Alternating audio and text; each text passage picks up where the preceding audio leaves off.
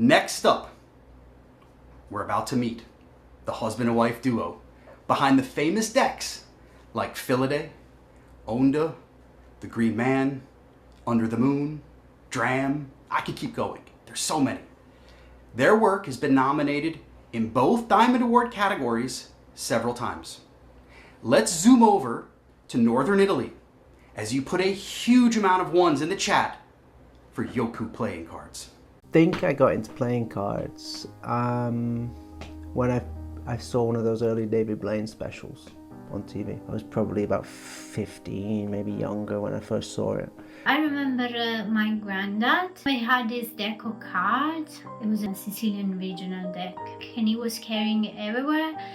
And he was going to, I don't know how to say in English, circolo. It's like a social club where you can play some games outside, even on the street. They had all the tables there, and all the men, they usually go there and play. And then he was coming home and we were playing games like Scopa or Sette Bello. We had a load of old decks at home. You know, it's the typical kind of drugstore decks, as the Americans would say. But when I was about 17, we went to Costco and I found the brick of bicycle decks that they do. It was a different world in terms of quality. And I think it's the old Cincinnati blue decks. I've still got some of them sealed up. Around Christmas time, we used to play all together for a whole month. We were all a different group of people, and we were playing Scala 40, Machiavelli. And it was really nice because it was a social life with friends and family, and we were having fun. Yeah, I remember this about my first start with playing cards. Magic and poker really got me into cards. You know, through the poker boom, Chris Moneymaker winning the World Series of Poker, everyone was playing. That was when, you know, I would get the opportunity to do a bit of magic and play some games and actually use the cards more so than when I was a kid, when we mainly played, you know, Patience or Snap or Rummy a few times with the family. I was always surrounded by art in my life. My dad was an artist. My aunt, she was an architect. And my mom, she used to paint a bit on fabric. So from early age, I used to have this list of things that I would like to do in my life. And one of these was a deck of cards. We were living in Sicily, we were living in Palermo. We wanted to make a deck of cards, but not a playing card deck. I knew about Kickstarter. I remember just going down this black hole of like, oh wow, like people are doing such cool stuff on here. I got bitten by the bug again, you know. I got the invisible deck out, you know. YouTube had kind of come and changed everything with streaming, so it was all so much easier now. And Penguin Magic was there with Os Perlman, the magician, the awesome teacher of magic as well, with his Born to Perform Magic DVD. Yeah, and I had that, and I was hooked. I was starting again, and that whole period, 2016, 2017, was awesome. It was a great period for magic and playing cards in general, but it was great for us because everything kind of aligned. We started working on a deck based on a Sicilian legend called Philide. Anthony's ideas of Philide was a classic deck. We were really into mythology and art, and we were very into the history of Sicily at that time. I was discovering this new country. Alessandra was sharing with me, you know, the huge culture of art that they have there. Philide just really stood out as a tale we could really do something with. In Sicily, there are all of these lands and are farmlands. And you can see from the distance there is just one tree, and around the spring it's blossoming, and the tree is the almond tree. I think Philide was unique in that we started from a kind of idea of back design. We had this idea of the tree of life, and Alessandra knew about this story, which is it's relatively unknown in the big scheme of Roman mythology, but very well known in her particular region of Sicily, thanks to its connection with the almond tree. Usually in a classic deck of cards, the deck starts with Ace of Spades. But because we wanted to tell a story, We started with the Ace of Hearts because the Ace of Hearts it's Filide and Acamante in love. So I wanted something I could use for magic and that people would use for magic. So the design on the back had to have that kind of rider back feel. We have the two kind of circles and the border and everything, but it had to be our own thing. Ale controls the art, right? So I had to do the other stuff. That meant researching the suppliers. It meant figuring out Kickstarter. It meant dealing with customers. It meant all that side of things. We launched on Kickstarter and it went well. We were really happy. We built up a nice little following beforehand, and a lot of those people are still with us. We couldn't have asked for any more. So Filide was our first experience of deco cards. The took boxes, they were really nice, and the foil looked amazing. But as every deck of cards that you usually buy, when you open the deck, it's white. So we thought maybe for the next one we would like to print inside too. Would be really nice. We knew we could do better. So we started doing some research into what kind of companies would do that kind of foil work on the tuck box. I remember I sent so many emails with the file of the Green Man, and I was asking if they can do the inside printing and then the level of details that I wanted. We needed to be able to talk directly with the printer and understand just how far we could push the technology. Alessandra's artwork is very intricate. We didn't want to jeopardize that. We didn't want to compromise on that. Foil, if you print it too close together, it can bleed into the colors can bleed together. We had a meeting with the different printers, and someone they were good, but they were still asking me to change something. We wanted someone who could be very clear about what was possible and try and get us the result we wanted, even if it was difficult. I wanted someone that if there is a problem, it doesn't say, no, we can't do that, but we will find a solution together that could work. We found Boschiero. So we took the car, we drove for 4 hours, and we met Boschiero. They claimed that they could do exactly what we wanted for the Green Man, and that they recognized the problems that had happened with Filide, and they could also resolve those. We were really impressed with what they were doing down there, and when we worked with them on the Green Man, it just brought everything together. For the second project, all the stops were out. We just moved to the woods above Lake Como in the mountains, and that the magic of that nature was really inspiring to us in that period. And we were learning about plants and trees. Everything had a story, everything had some character behind it, and there were just hundreds of these stories to tell. I was starting to research about more like plants, and I started to design them, sketching them, and trying to get some idea out without, not really a direction, but then because sometimes the idea comes without asking. The Green Man for me is the first project where it really captures the soul of Jocu and what we were trying to do. It was also the first project where I was really involved on the creative side. And we discovered this tree is the elder tree. The people around us, they were telling if you take from the tree, you need to ask the permission. And the story is basically there is a witch inside this tree, and you need to ask the permission before taking something from her. So that was really cool. I designed the first character connected with this tree, and it was the elder witch.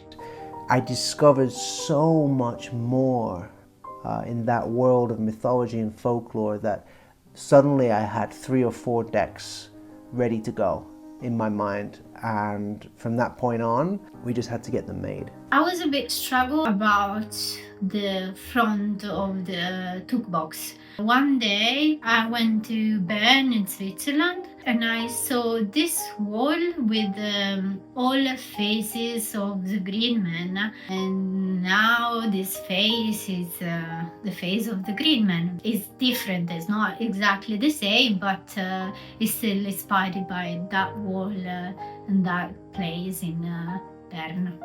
The Green Man went really well. It became one of our most popular projects. It's one of our most beloved characters and themes. The Green Man, it's really special as our second project because it's the first playing cards toolbox that Boschiero ever made. And the Tuck box came out exactly as we imagined. And from then on, it was all systems go. I always think of Jocu's projects as coming from like a tree, okay? And Felidae and the Green Man, they're like the trunk of this tree. And everything that comes after somehow grows like branches out from these initial projects. And they have to work like this in order for them to make sense in terms of what we do. When it came to our third project, it was really important for me that we didn't just do the same thing again. And hops and barley for me was the perfect new branch of that Jocu tree. The cool things about hops and barley was the foil. At the time, the foil was just gold or silver. With hops and barley, we printed with white foil, and it was pastel straight on the paper, and the paper had really nice texture.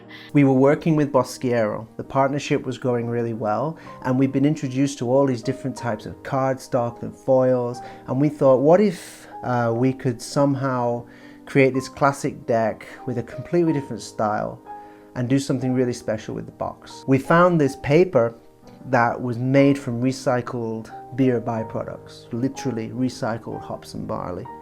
And the idea grew from there. We created a classic deck that showed a different side to us, but also really concentrated that really important aspect for me of Jocu, which is that every deck has to be cohesive. Everything has to connect. The theme, the cards, the artwork, and the box. From beginning to end, everything has to link together. And hops and barley is a perfect example of that. I have a sort of connection with the sea, and I was thinking, we did all the creatures, they are on Earth, but there is so much underwater that we don't know. While we were working on hops and barley, Alessandra was working on her own project, things that were just for her. I was first inspired by a fish, and then from the fish I was taking the details of the fish and I was making the humans connected with the fish. When she showed me one day the card that would later become the Queen of Hearts of Onda, I said, look, we have to do this, but it is your project. But honestly, she just ran with it, and Onda was born. The story for Onda, again talking about that tree of our decks, it's right, we have hops and barley and then we come right back to kind of legends and folklore, but Onda is completely invented by us. It's also the first time I think that Boschiero and Newton really got to grips with more complex foiling and embossing. There's a lot that goes into the Onda tuck box that's just really special. We had always ideas, we had so many projects we wanted to do, and Patreon had launched, but we wanted to do something a bit different. The Inner Circle enabled us to create the decks we wanted without having to necessarily worry about how many we would sell, because most of them are either exclusive to the members or the members trusted us to just produce something cool that we wanted to do. This enabled us to produce a classic deck like Essential, which has the botanical theme. It enabled us to produce the Inner Circle Club deck, which wouldn't have made any sense outside of it, but it's one of our most fun and unique decks, I think. Cult was 4 decks, completely invented in terms of storyline by us, but with references to real-world folklore and legends and mythology. I was inspired by some of the locations near to where we live, where they found remnants of old villages, very small villages, which were cults to various gods, usually from Roman times. For Cat, we wanted something different for the boxes. We wanted to experiment more. The tuck box itself, we like to keep simple because we like the people that play with our decks. But in the same time, we wanted to do something more special. I designed the font, Cult. We choose to don't use too much the foil. And embossing was the core of the deck. And then add a little sleeve and we used the wax seal. This was a really fun project, hugely ambitious to create. 4 limited edition gilded decks in unique tuck boxes with these completely invented characters and this beautiful story behind it. I mean, Cult is not finished yet. There's much more to come from that world, but those 4 decks are one of the things I'm most proud of. The success of Cult also led us into Inverno, which is a winter-themed deck, again exploring different characters who could be from mythology related to the cold, related to the winter. I was drawing humans, I was drawing people, I was drawing animals, but then create creators. So for me it was a big challenge too. Inverno builds on the world of Cult and it's kind of a sequel which takes place in, without spoiling it, it takes place in kind of a dream of the narrator of the original Cult. This takes on the same vibe of the Cult project, but transports us to a frozen world. The color palette is all connected with the ice, it's all the cold colors, with some details of the frost. As well as some surprises thrown in as well. And it's another project that we would never have been able to do without the success of Cult and the Inner Circle membership. We are really into the materials, and this time with Inverno we choose paper that he had already some embossing that it goes to our idea to the frozen world. And then we did a new technique of printing again, so we print the foil first and then after we print on top of the foil. That was another challenge for Boschiero. We created some of our most unique tuck boxes and we encased them in a carrot case meant to resemble the kind of an ice block. I'm really happy with that, how that turned out as well. In 2022, it was finally time to approach Under the Moon. Under the Moon was a big project, so big. Started to do some sketch of the animals. I think they stayed in my drawer for like probably 3 years or so. When I was researching for The Green Man, I came across a book called Lunario, which had various stories about the moon.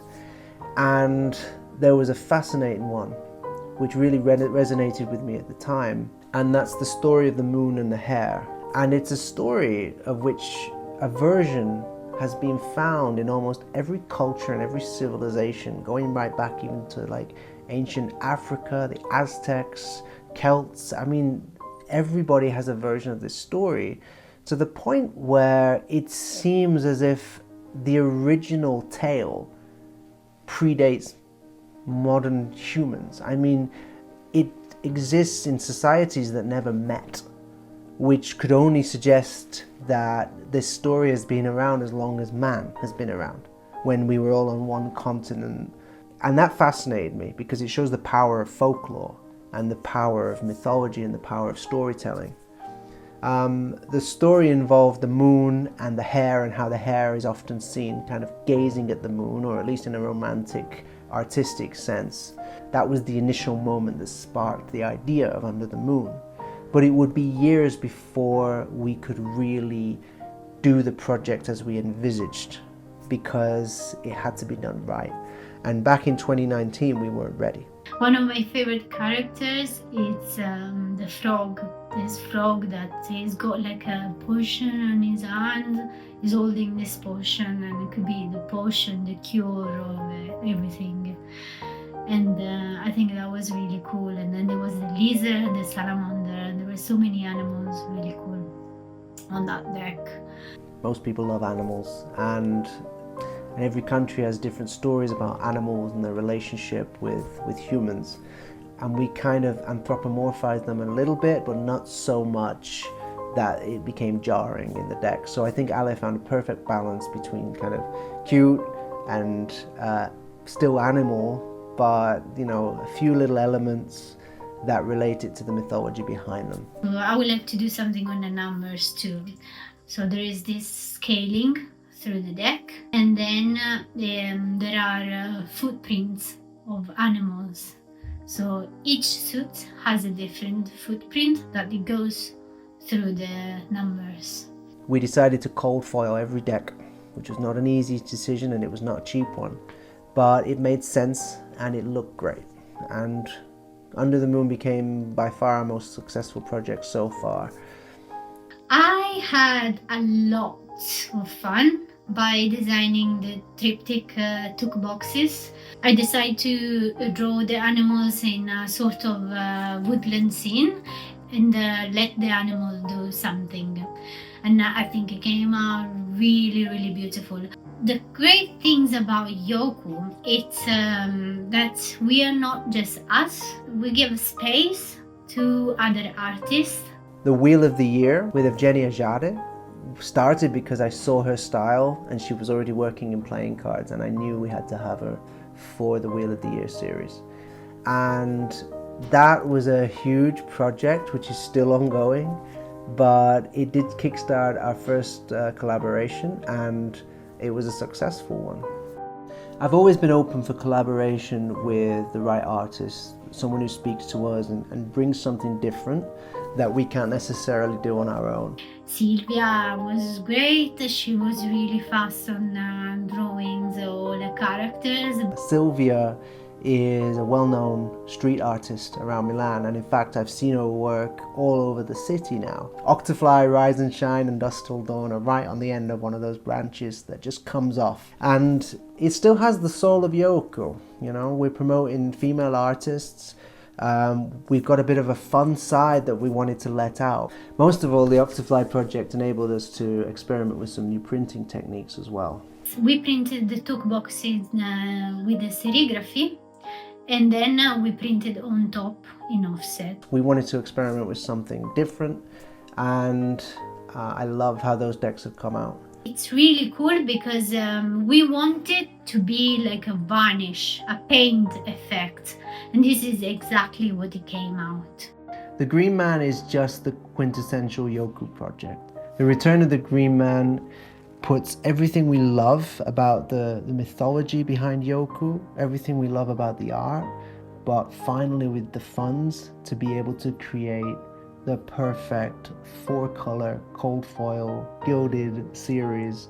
Everything we've learned over the years all together. What I can see in Jocu's future is definitely experimenting, having fun. For me, we will keep doing what we're doing as long as we love the themes behind the decks, and as long as we can keep producing them exactly as we want them. That's the most important thing for us. If it's worth doing, it's worth doing right. We don't want to make decks because they are popular. We want to make decks that speaks to people and to us. These past few years have been, for me, just fascinating. The whole behind the scenes side.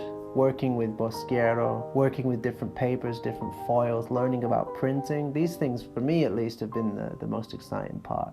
But the creative side, creating these worlds, creating these stories, and having Alessandra translate them into something that people love, that's what excites me, and that's what I want to keep doing in the future.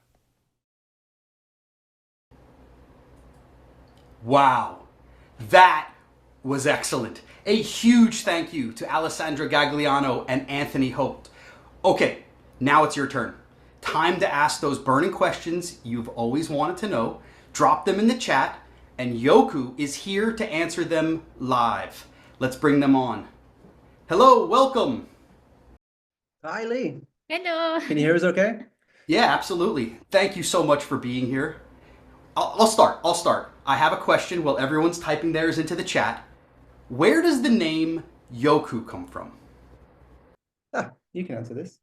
So Jocu means game, play in Sicilian. So when we go out and we want to play, we say Giocamo. It means Jocu. Let's play together. Well, your decks certainly make us want to play. Absolutely. And that Thank you. the production value of your video was fantastic. I saw the chat going nuts for it. You made that, is that correct? Yes. So multi-talented artist here, multi-talented. Thank you. Thank you very much. Yeah, Yeah, no, Ali is no. more the editor. I used to work with cameras a little bit, so between us, yeah, it looks pretty good. We did It's our a Yeah, best. man, you're teamwork. no slouch either. Your interviews were wonderful. I learned a ton about the meanings behind a lot of your cards.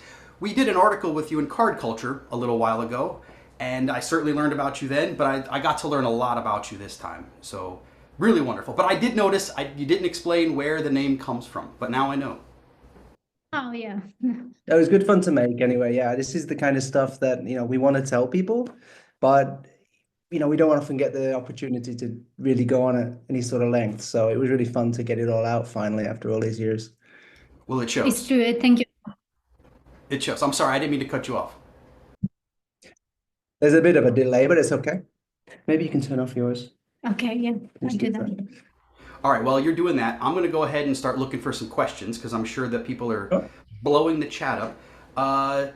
Tim would like to know, do you accept napkin-based designs for collaboration? Funny guy, the funny guy. napkin thing. I was laughing because one of the things me and Ali will often have friction about is that I have this idea or something about a deck or a character, and I give her very little to work with, and a napkin would probably be something she would appreciate, honestly, It's a step up. more than yeah, exactly, more than what I give her now. So Very thank you. good, very good. Okay, this is more of a statement than a question, but Kelsey Little says she was reminded of how many series of decks you've created in such a short period of time. Yeah, So man. many. It's crazy. I've actually lost count. I think is it about 16, maybe? I think so. But then we have the different colors for each one. Yeah. So there are so many. Yeah, I try not to think about Yeah. those. And then, Yeah. we remade Feely there. That's the only one we've sort of well, even that has a little differences. So if you want to consider that another variant, then yeah. Uh, Yeah, I think we're in the we need to 16 or count so. them. Yeah. All right, I'm just as I'm listening to you as I'm going through the chat room. I'm multitasking as well. Good. Tim says again that he quotes you, and I think that he really this quote means a lot to him and anyone I think who hears it. We don't want to make decks that are popular. We want to make decks that speak to us, and that overriding factor of art making the decision instead of commercialism or any kind of corporate decision based like that. Your artwork drives you, and it's clear through your work. Uh, Alessandra, could you give us a little bit of an idea of how that starts? Like just out of the blue, do you get an idea? Like how does that work? So idea they comes and go. They can come a year before, and then they stay there. So I think if is a really good idea, then knock the door a few times after you open the door, and you let them in.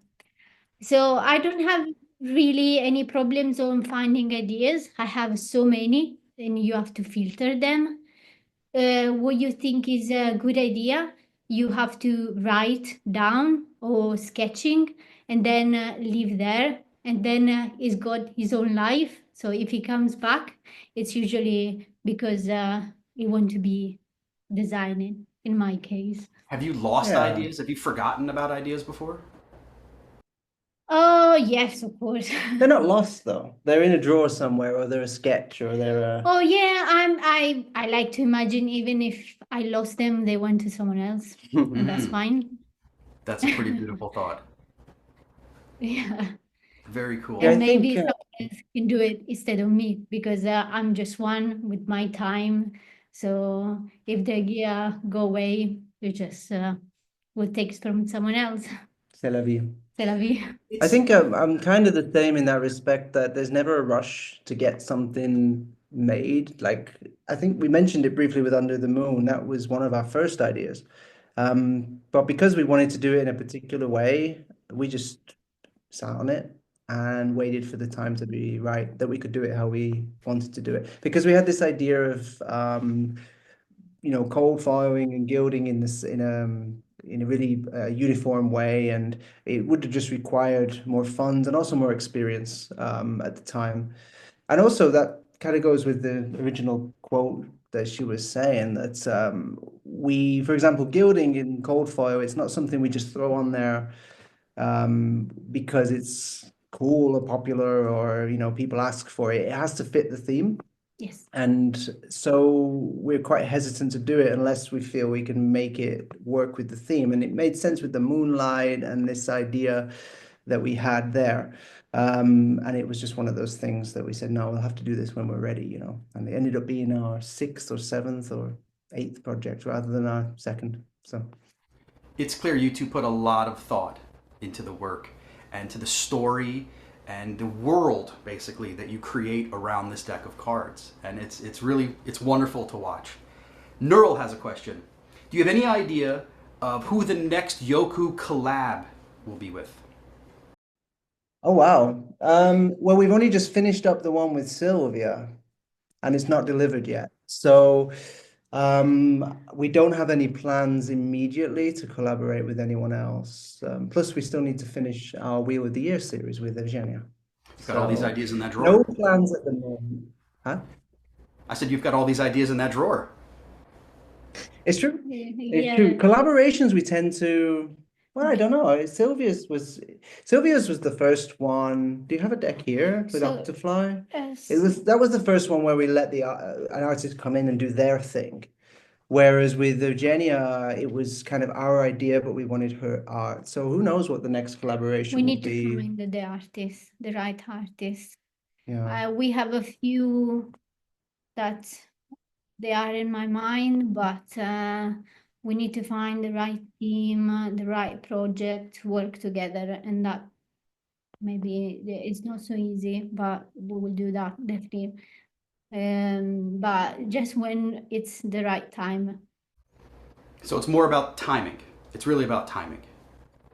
Yes, yes, yes.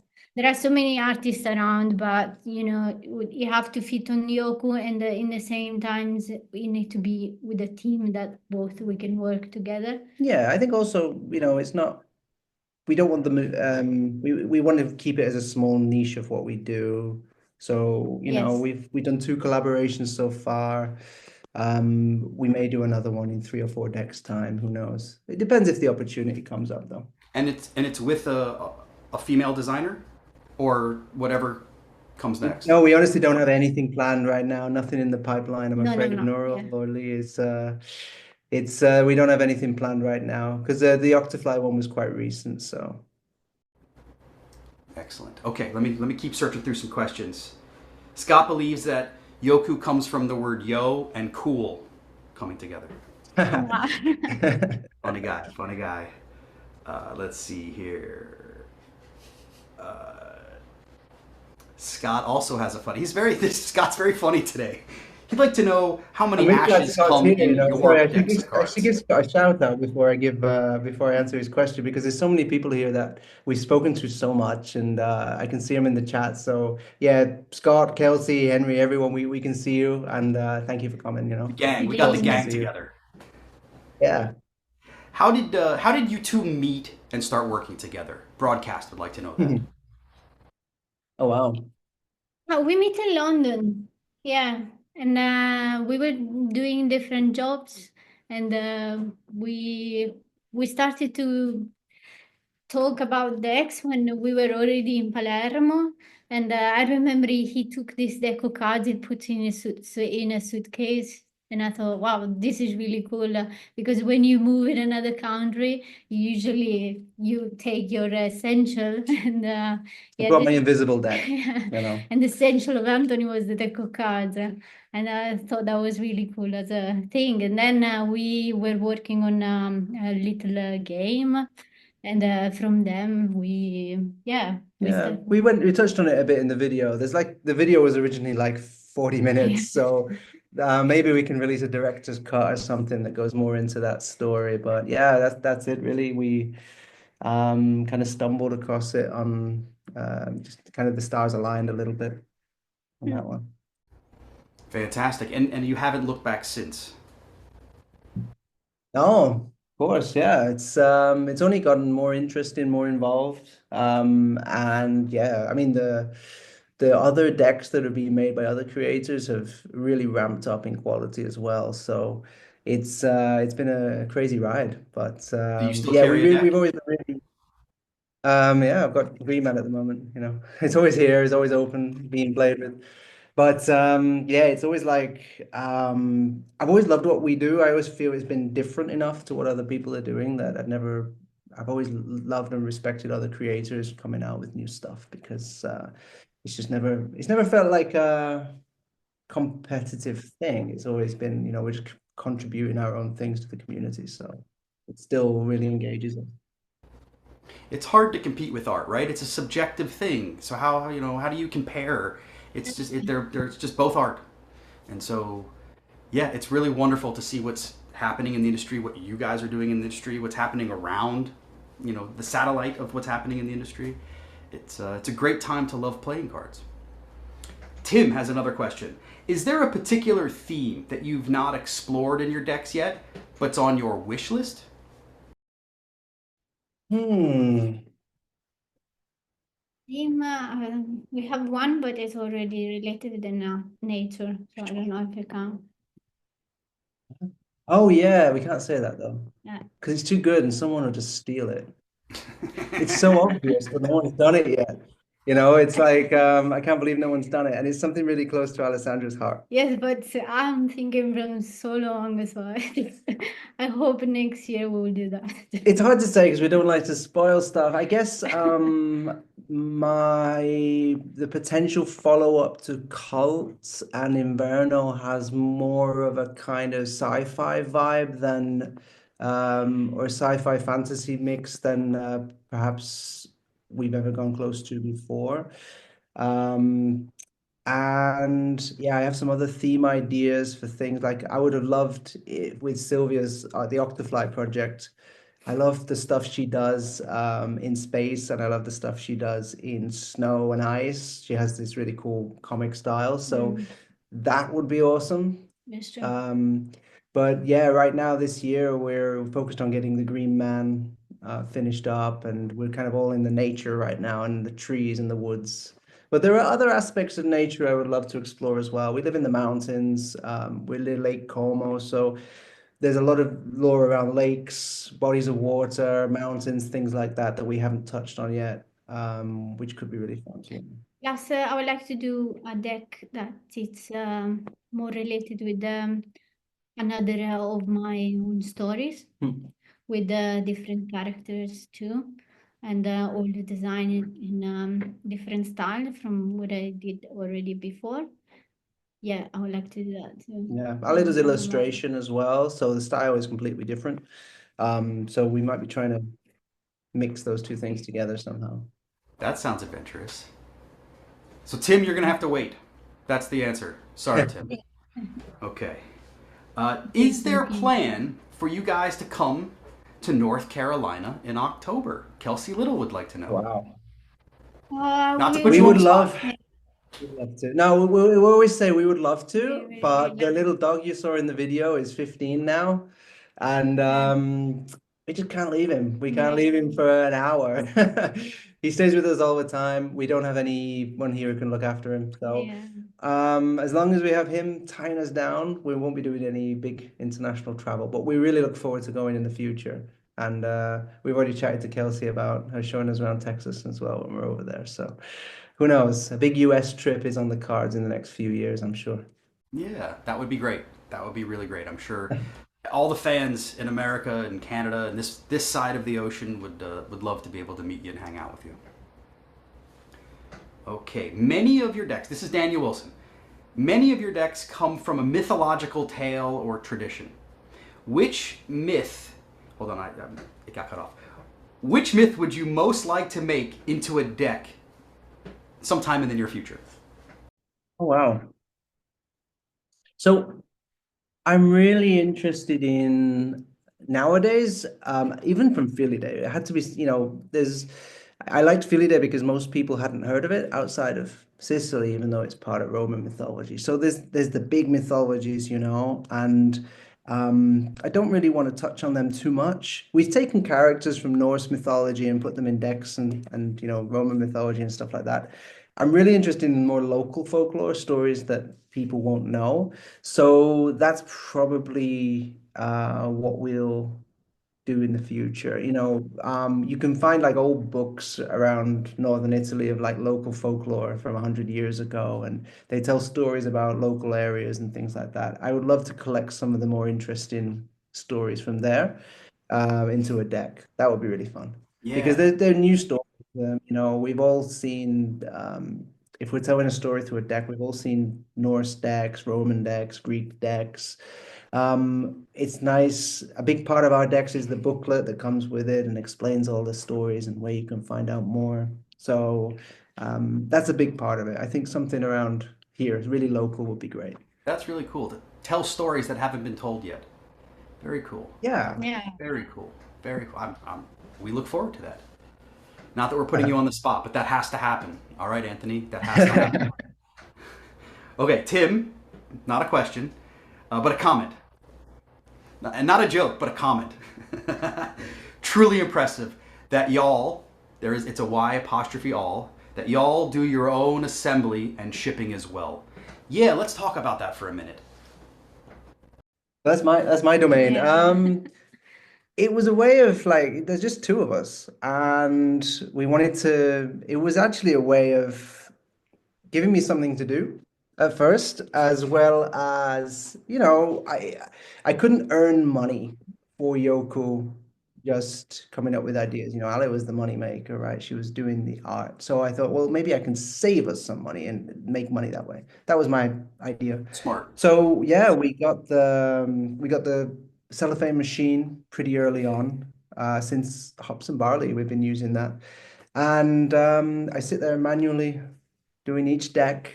Wow. At first it was like we're paying Carta Mundi, I don't know, it's like something stupid like 40 cents or 50 cents a deck to assemble these things. You know, 3,000 decks, 4,000 decks. I could probably do that for a few hours. And then it became kind of a passion, because we get to, especially mainly in the EU side. Shout out to Henry, our down in SoCal playing cards. He handles all the spedizione. I was speaking Italian. All the shipping out in the US and for Canadian customers as well, which is legendary, as we know. But in the EU, I do all the shipments, and it's nice. I get to do, I got the custom boxes. We make them locally. We can, package everything nicely. I can put in a nice little thank you card. That's fun because it's easy to get kind of cut off from the end result of what you do in any job, right? And I feel like we get to take it from beginning almost to the end, short of showing up on someone's doorstep with the box and saying, "Hey guys, what do you think?" Um, Being able to put little touches on the box and then ship it out directly, that's really important for me. I've had jobs in the past where I felt really alienated from what I was doing because you don't see the results and you don't get to enjoy it. And I get to enjoy the whole process. And then hopefully I get the email or the comment, "Oh, I really love the decks, thank you." And it all kind of makes it worthwhile, especially when a project can be a year or so in the making. Plus, we check each deck, Yeah, we get to check each deck as well. That's Right. really important. so it's important with Yeah. the gilding too. Especially with gilding. Gilding can fail, Can gilding can fail. scratch. And printing. I've had decks, tuck boxes come in that have just been printed all one-sided, and then all the collectors go crazy. They want the misprint. But generally, I can pick up on those and I can put them to one side. So, I think there's a quality control thing as well. And it's kind of a meditation, putting 300 decks, just gluing the boxes is nice. I just stick on poker or a Magic DVD or something and zone out for a few hours. Good fun. It sounds like that's the heart and soul of Yoku playing cards. Like being so involved. Yes. Yeah. Yes. Yeah. The end-to-end process from start to finish. It's more than just work. It's quality control. It's love. It's everything. It's that heart and soul. Yeah, I agree. And I think, that's why we love working with Boschiero. We get to go down there to Venice, and he's got this huge print place, and you get to see the machines, and you're just really connected with every stage. And we talk a lot about foils and papers, but when you see it, it's such a cool process, and everything just comes together, and then you have this thing that you've made, and it's like this, it's what you've been talking about for the past year, and when it all comes together, it's a great feeling, Yeah. and that's why it's so fulfilling.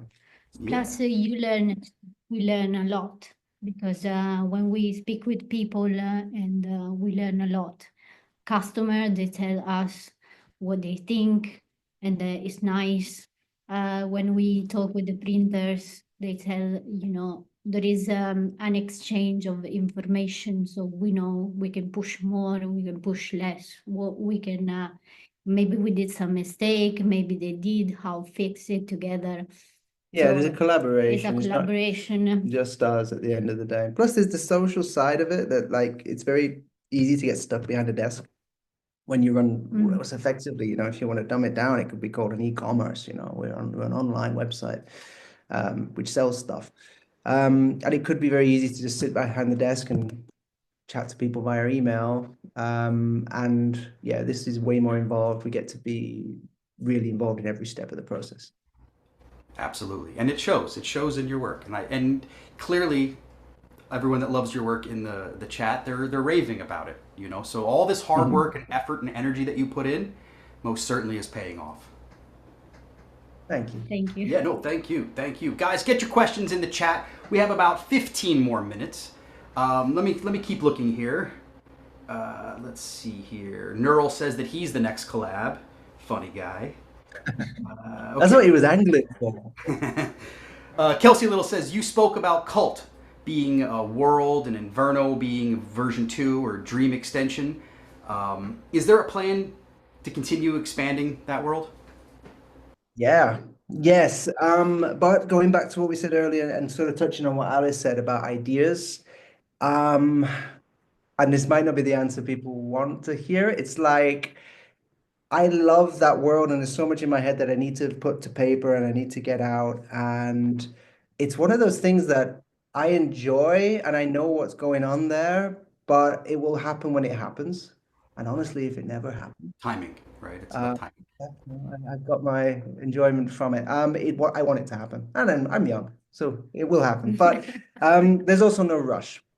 So yeah, with Colt and Inverno, the decks are out, but I would really like to get everybody caught up with the story of those and be able to do it in a way, maybe expand on the world as well. I know Scott knows a little about this because I spoke to him a while back about another project, not playing card related, that could kind of expand Colt out and flesh it out more.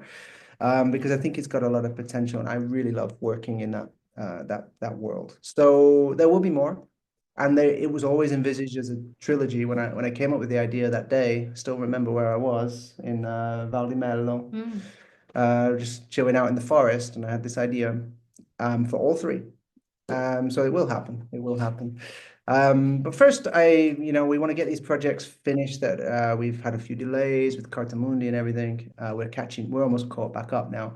And then I want to, sit down, and that cult story needs to be told in greater detail, and then we can start building towards that third. Great. That sounds exciting.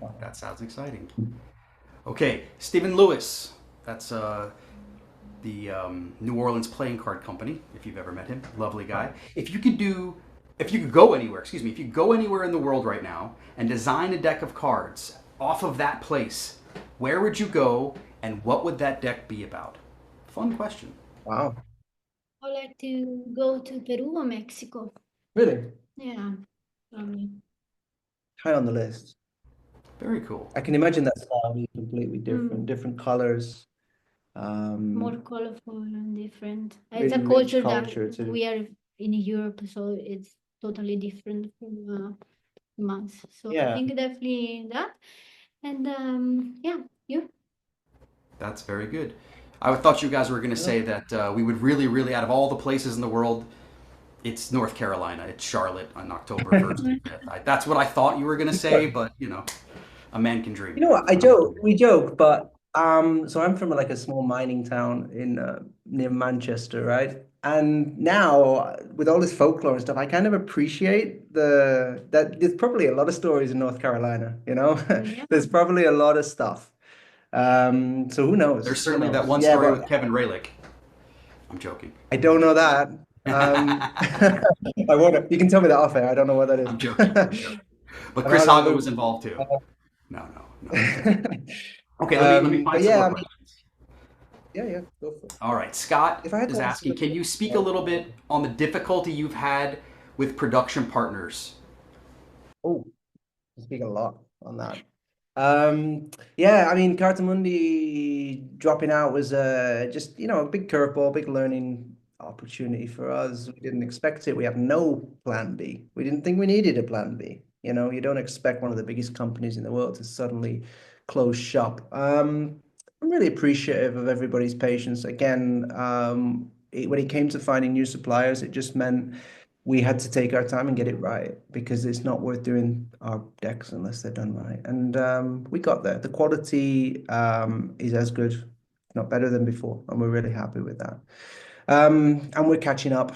It's not fun, and it's been a big learning experience. It's been a while now, and we're just catching up. So yeah, the one thing I would say we've learned is that the reason we've slowed down on new projects and just trying to fulfill the old ones is because in the future we will have plans in place for this. We will be further along the production process before we start. And yeah, we anticipate that in the future this will have a buffer. We don't want this to happen again. It distracts from what we're doing. It's not fun. So Yeah, it seems like like a decision that's made at that level has such an effect all the way down the line, and to see that ripple, like not that the decision was made easy, I guess I don't know, but whatever the decision was, it was made, and then that ripple effect all the way down affected yeah. almost everybody, and so it's great to hear that you are almost done through it. We're happy that you've made it through it, and yeah, it's smart to make sure that that doesn't happen again. Yeah. Well, we'll have more options in future, and we look forward as well. We sorted all the other stuff out. Like our gilder is now local. We always do our tuck boxes with Bosquiero, so we're also putting our eggs in different baskets. Yeah, I keep forgetting to say that. We wanted on behalf of the world, thank you for finding Bosquero Newton. We were able to work with them this last year with Electra. They've been wonderful, and so I know that you guys were the ones that were the start of that. So thank you, really. It's great. It's great to be able to have such artisans in the industry, and it's clear with the work that you're putting out and all the work that all of the Italian artists are putting out. So thank you. Yeah, they're really great guys, and I look forward to working with them for a long time. Very cool. Very cool. Okay, we've got about 6 or 7 more minutes. I've got a couple more questions. Wow. Ruben has a We question. do quick fire. Will you do a good lucks and superstitions? Will we do a good lucks and superstition? Will we do superstition decks? Superstitions, good lucks. If I'm interpreting that correctly, Ruben, tell me if I'm wrong. They're always connected in the folklore. There's always a bit of superstition in there and this kind of thing. Is that what you meant? A theme? It's quite a good Yeah, theme, Ruben, actually. let us know. Clarify that. I'll look. I'll watch Yeah, for it in he's the. put it as yeah. Let's see. Not a bad idea. Oh, Ruben, here he let's goes. chat about that. I mean, it's possible to collab. No, he was talking about Neural. Sorry, I thought he was exploring Japanese mythology. I guess that's what he was So, looking at. I will answer that one. I'm a little hesitant to explore mythologies that are so far removed from my own culture. If just for the kind of maybe yeah, appropriation is the word a little bit. It would have to be with like a Japanese artist Yes, or makes something. sense. So all the themes we've worked on so far have been local to, Europe. We introduced a bit of Slavic mythology when Evgenio was on board with the Wheel with the Year. But yeah, we're not, it's something I'm concerned about. Some guy from Manchester, I don't feel like I should be delving too much into Japanese folklore. But if there was the right artist who had a connection there, that would be awesome. Great. Ruben is clarified. He's talking about theme, like about black cats, specific numbers, walking under ladders, owning a rabbit's foot, stuff like that. It's a cool theme. We touched on a couple of those ideas in decks, but we never thought about doing a whole deck about it. Who knows? Maybe it could be in the future. Yeah. Look at these ideas. Open that drawer. Open that drawer. Yeah, I was gonna say.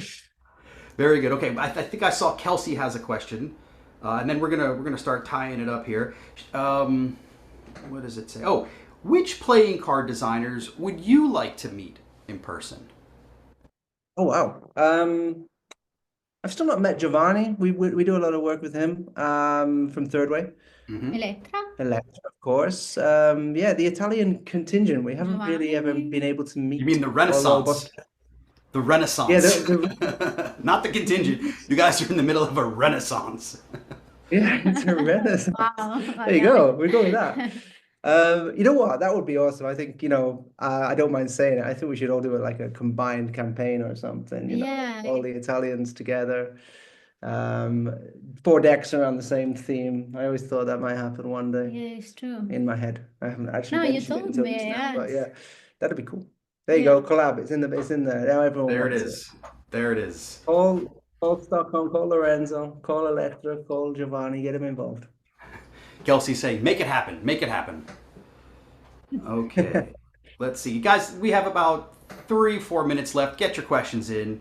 Let's. And by the way, because it's going to come quick.